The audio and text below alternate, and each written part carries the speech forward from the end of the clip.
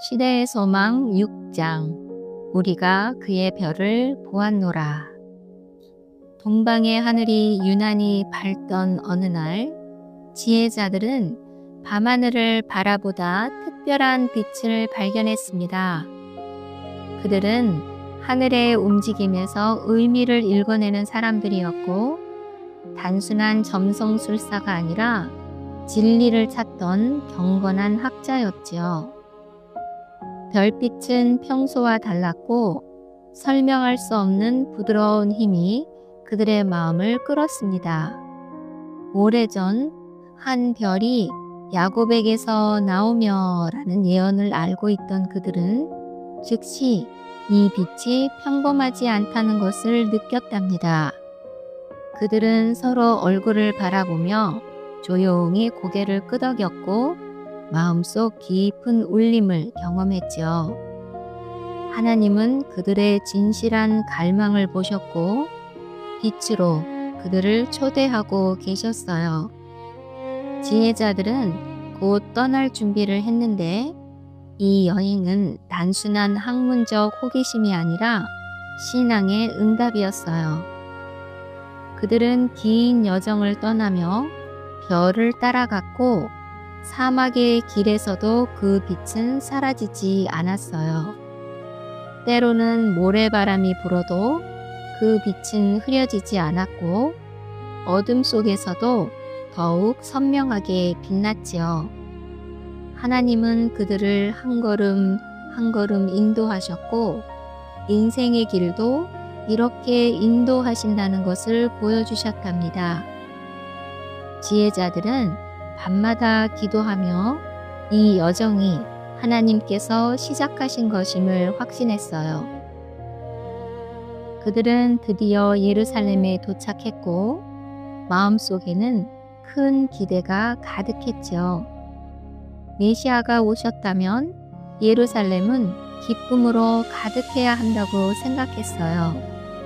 그래서 사람들에게 묻기 시작했습니다.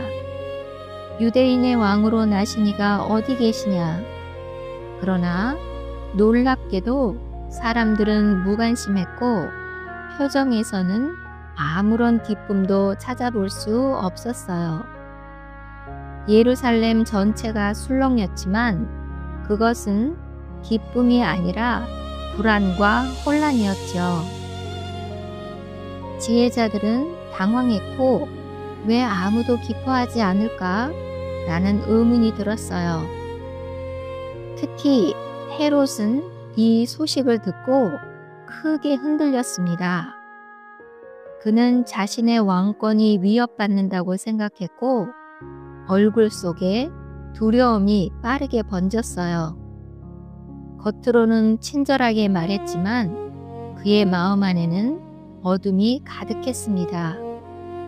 그는 박사들에게 나도 그에게 경배하게 하라고 속삭였지만 그의 의도는 경배가 아니라 제거였어요. 헤롯은 종교 지도자들을 불러 예언을 물었고 그들은 메시아가 베들레헴에서 나리라 라는 예언을 정확히 알고 있었어요. 그러나 그들은 그 말씀을 알고 있으면서도 단 한 걸음도 움직이지 않았지요. 말씀을 알고 있었지만 마음은 막혀 있었고 진리를 말했지만 진리를 사랑하지 않았어요. 그들의 굳은 마음은 지혜자들에게 더 큰 실망을 주었습니다. 지혜자들은 예루살렘을 떠나며 깊은 침묵 속에 걸음을 옮겼어요. 그러나 하나님은 그들의 믿음을 보시고 다시 길을 밝혀 주셨지요. 갑자기 그 별이 다시 나타났고 그 순간 그들의 얼굴은 기쁨으로 환해졌어요.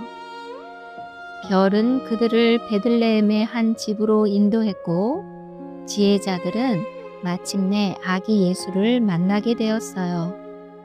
그 순간 그들은 땅에 엎드려 경배했습니다.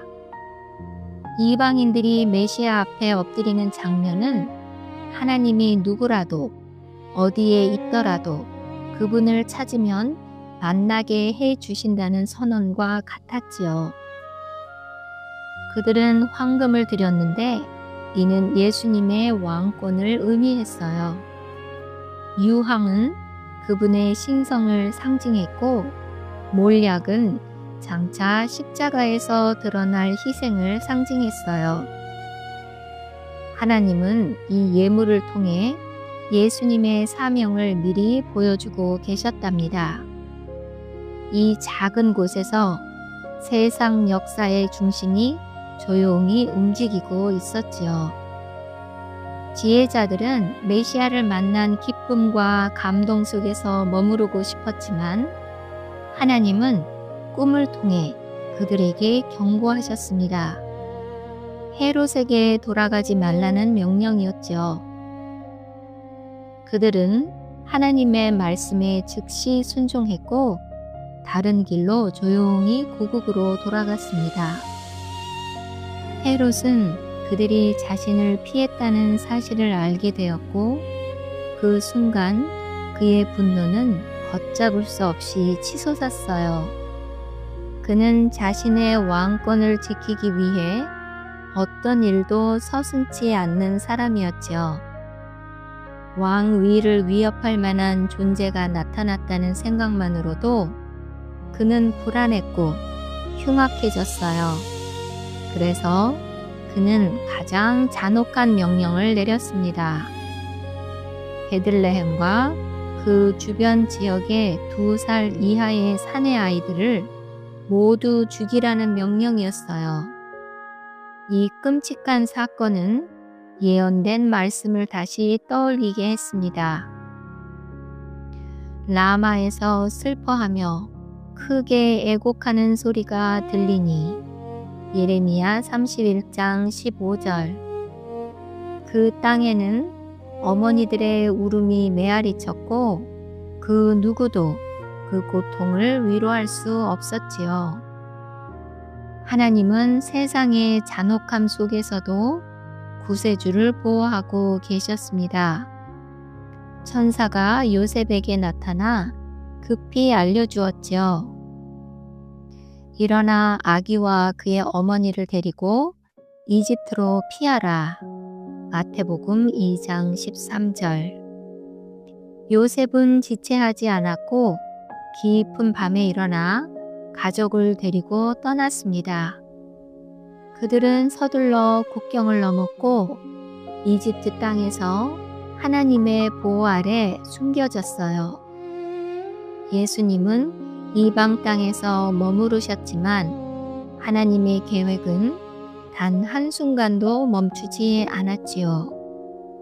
내 아들을 이집트에서 불렀다는 말씀도 이렇게 이루어졌습니다.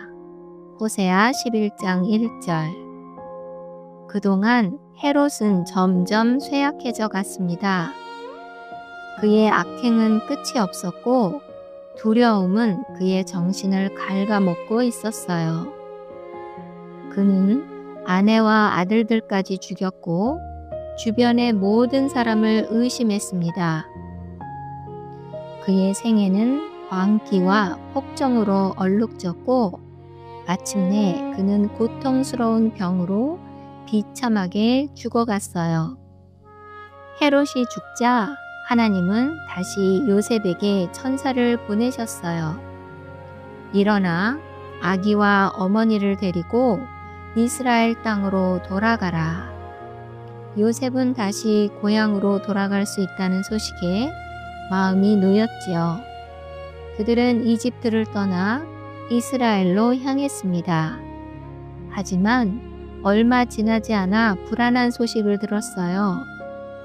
헤롯보다 더 잔혹하다고 알려진 그의 아들 아켈라오가 왕위를 이어받았다는 소식이었지요. 이 소식은 요셉에게 큰 두려움을 주었습니다.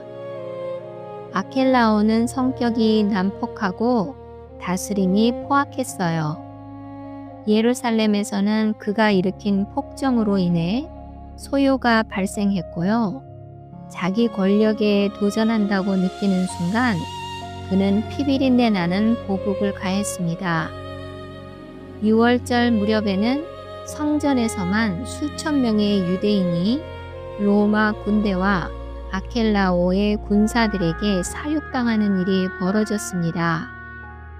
도시는 공포에 잠겼고 사람들은 자유롭게 숨도 쉬지 못하는 상황이 되었어요.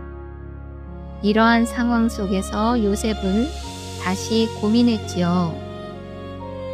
이곳으로 돌아가도 되는 걸까? 그때 하나님은 또다시 그에게 지시하셨습니다. 남쪽 유대 지역이 아니라 북쪽 갈릴리로 가라고 말이지요. 요셉은 하나님의 음성에 순종했고 결국 가족을 데리고 갈릴리 지방으로 향했습니다. 그들은 나사렛이라고 하는 작은 마을에 정착했습니다. 나사렛은 그리 주목받는 지역이 아니었어요. 이방인들이 많이 섞여 사는 곳이어서 경건한 유대인들은 그 지역을 무시했지요. 나사렛에서 무슨 선한 것이 나올 수 있겠느냐라는 말이 퍼져 있었어요. 요한복음 1장 46절. 그러나 하나님은 오히려 이런 평범하고 무시받는 장소를 택하셨습니다. 예수님은 이 나사렛 동네에서 조용히 자라셨어요. 눈에 띄는 기적도 놀라운 표적도 없는 평범한 날들이었습니다. 그러나 그 속에서 예수님의 성품은 깊어지고 단단해졌지요. 목수의 작업장에서 일하는 손길 속에서도 하늘의 품성이 드러났어요. 세상은 그분을 알아보지 못했지만 하나님은 그분의 걸음을 바라보며 기뻐하셨어요. 나사렛 동네에서의 30년은 하나님의 완전한 준비 기간이었고 구세주의 사명은 고요함 속에서 자라고 있었습니다. 함께 기도하겠습니다. 주님, 동방 박사들을 인도하신 그 빛이 오늘 우리의 삶에도 비추게 하소서. 진리를 향한 갈망이 식지 않도록 성령께서 우리의 마음을 새롭게 하옵소서. 주님을 찾을 때 반드시 만나게 하신다는 약속을 믿으며 흔들림 없이 주님을 따라가게 하소서.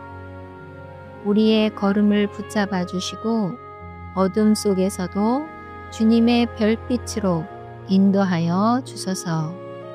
예수님의 이름으로 기도합니다. 아멘.